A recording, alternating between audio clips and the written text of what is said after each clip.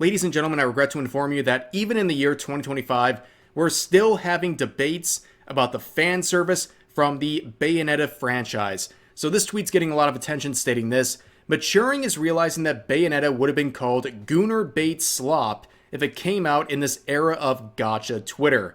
Now, of course, it's using Zoomer terms like Gooner Bait Slop, which is obnoxious. But anyways, there's something very odd about this tweet that got a lot of support, by the way.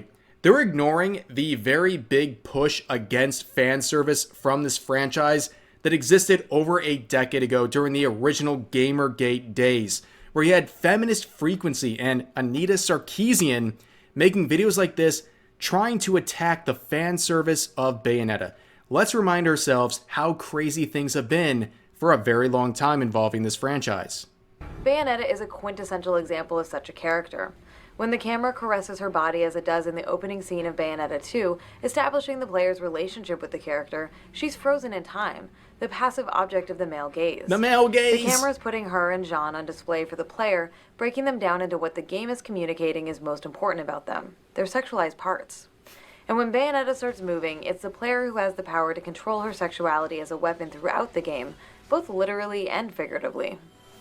She has an assortment of special moves called torture attacks, which involve devices meant to suggest BDSM and look like something you might expect to see in an exaggerated stereotype of a sex dungeon.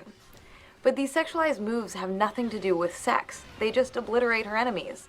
And a number of her attacks literally leave her naked, because you see she's attacking the enemies with her hair, and her hair is also her clothing, so when she's using her hair to attack her enemies, it can't be covering her body, and the male gaze ensues.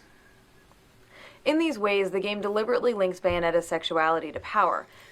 Yeah, we've been dealing with this for over a decade, so anyone acting like this is a new concern, no.